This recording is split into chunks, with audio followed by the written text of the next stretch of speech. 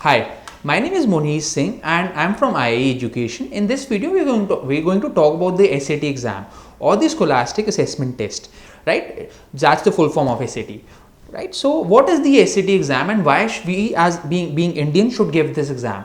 You should give this exam if you plan to study in the United States, and it's very important for that. Why? Because if you're planning to study in United States, you must be targeting good universities, and all the good universities need a good SAT score. In fact, a very high SAT score. You can get into any university in the USA. There are a lot of universities which will even not require the SAT exam, but they are not very well ranked. All the good universities in the US will ask for a good SAT score, right? So let's understand this exam, what this exam is. By the end of this video, I can assure you that you'll be a little more confident about this exam, and this is the first step which you need to take towards your US education journey.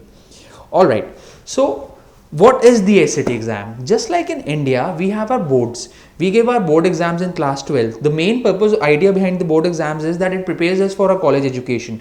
Depending on a good score on a board exams, we get into good universities, right? In the same way, in the United States, if you want to study in a good university, you need to give this exam. This exam is made up of two parts, two mandatory parts and one optional part. Let's start with the mandatory parts first. The English and the math part. Each part is of 800 marks and making a total of 1600 marks.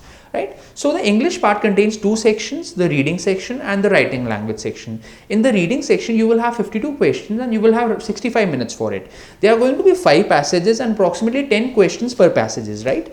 So it's like the name says, the reading part. You will have to read the passages. It's similar to reading comprehensions, which you are quite used to by now. But the content is quite different. The types of questions are very different. It's something which you're not used to. So it's important that we practice a lot for this exam.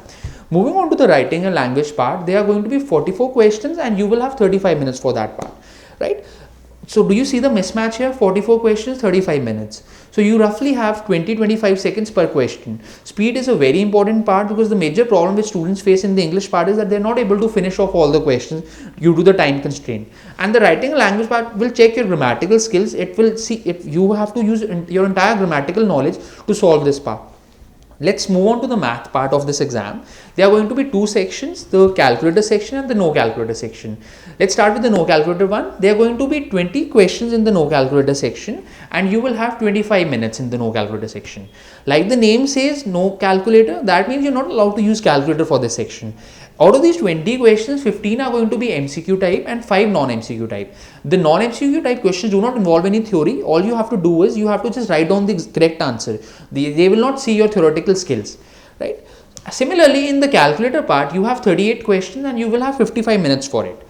38 questions, 55 minutes. The time can be easily managed in the maths part. We have never faced a problem where a student is not able to finish off the maths part in time. Out of those 38 questions, 30 will be the MCQ type and 8 you will have non-MCQ type, right? So these non-MCQ type questions are similar to the ones you have in no calculator, where you just have to type in the answer, but you're allowed to use your calculator in this part, right? These are the two major parts of the SAT exam, the math and the English part. Moving on to the optional part, which is the essay. Though it is optional, but all the good universities require a good essay score. So I will recommend you that if you're giving the SAT, always give with the essay, right? Almost all good universities need a SAT with essay score.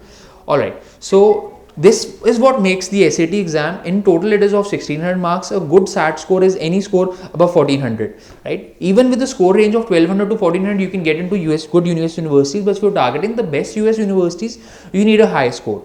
And there's another advantage of giving the SAT exam. Based on your SAT score, you will not only get admitted into a good US university, you have the chance of getting hefty scholarships. Yes, you heard me right. If you plan to study in USA, the cost involved are very high. So you have to plan your education well, and a scholarship will always come in handy. So if you're targeting a good scholarship from a good university, you should have a very good SAT score. How at IIE Education we can help you with the SAT is we have a very well crafted study material for our students. We have tremendous experience of teaching students in the SAT exam, and we will ensure you that you get the highest score possible in this exam.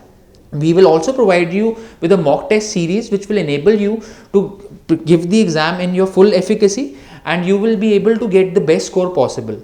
For more details for this exam, please visit us at our website, or you can visit us in our office in our Chandigarh or Jalandhar center.